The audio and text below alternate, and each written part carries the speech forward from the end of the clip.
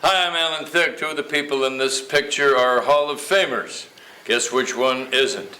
We have Hall of Fame running back Jim Brown, his Hall of Fame beautiful wife Monique. The two of you, congratulations for heading up Amer-I-can in this fabulous event this weekend here at La Torretta. Explain, if you will, for a moment the purpose behind the gathering this weekend, Amer-I-can. Well, we all come together in friendship and fellowship and really show our friends what it is that we do with Amer-I-can, which is really transforming lives. We have young men and women who have taken our curriculum, which is life management skills, and dealt with the responsibility of determining the direction of their life and being empowered to do that with the skills that are being offered in our curriculum. It's been about 20 years that we've been doing it, and we've trained almost 100,000 youth and adults and young adults across the country. Amazing. So we're work. really glad, to be here, and so proud and glad that you and your beautiful wife Tanya could join us. And Jim, how long ago did you recognize the need and identify this as the way to get it done? Well, actually, it's been about, as Monique said, about 20 years. I've always been an activist, and I've tried to deal with social change. And freedom, equality, and justice has been my war cry. And then when gang warfare became a part of our society, I realized that we had to do something about the violence. And then, of course, the education with the schools failing, we had to shore that up. So we created a curriculum of life management skills, which substitutes for the fact that, most of our kids do not have two parents to give them those particular skills. And those skills are the fundamental skills that you need to achieve success. So it's a combination of stopping the violence and increasing the education. And we're only a part of it.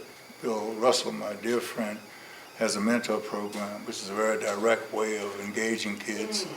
I support that.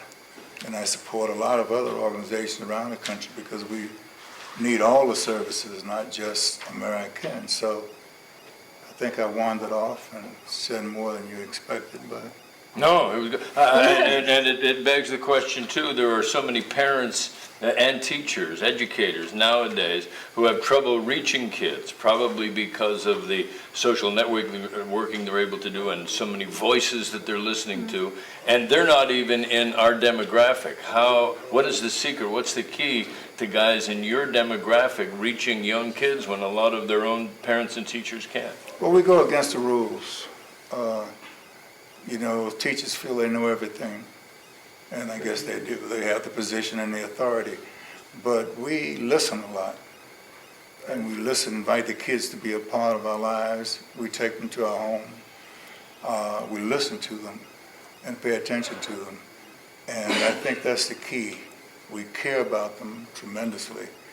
And when kids have a voice and they know you care about them, they crave that.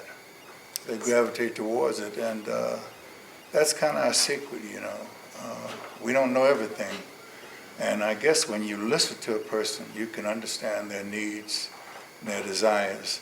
And there's one thing that I'd like to say that I think is very important. How people feel plays a great deal in how they live, and very seldom in our society do we care about how people feel.